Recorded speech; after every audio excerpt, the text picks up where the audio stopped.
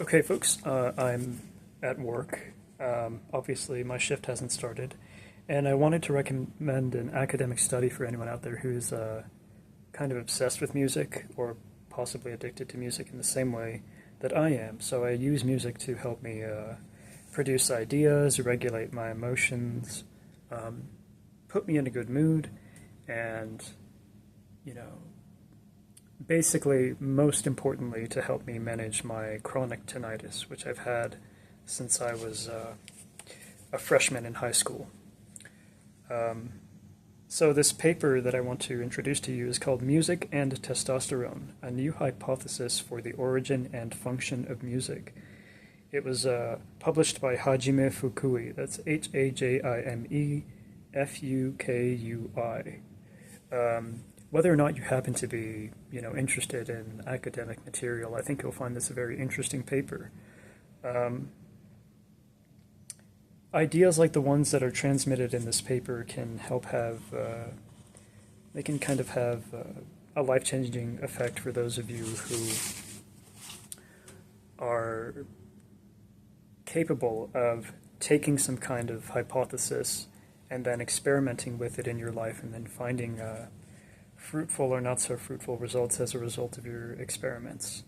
So, if you're somebody who deals with maybe a high degree of it could be anger or maybe like a dangerous preoccupation with injustice, when you don't have the resources to sort of instantiate justice on terms that are acceptable to society, you probably want to listen to calming music.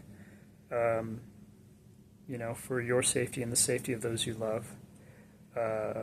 And if you are somebody who maybe you are kind of languid or lethargic, then you may want to listen to music that kind of pumps you up, like that track, The Only Thing They Fear Is You, from the one of the Doom video game soundtracks. This is just putting something out there, and it's very obvious to anyone who's lived past the age of 20 that music functions as a useful counterpoint to what one is feeling. It's not just a supplement to what you're feeling that's going to intensify whatever you're feeling. So, I wanted to make a kind of broad point about not just this paper, but someone for whom I'd want to produce an ode at some point if it's not too risky for, my career.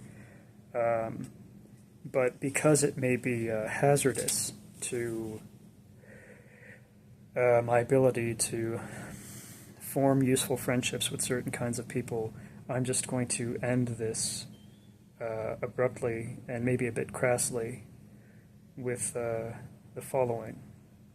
Rest in peace, Aaron Swartz. All right, rest in peace. All right, thank you for watching. Have a good day, and God bless you.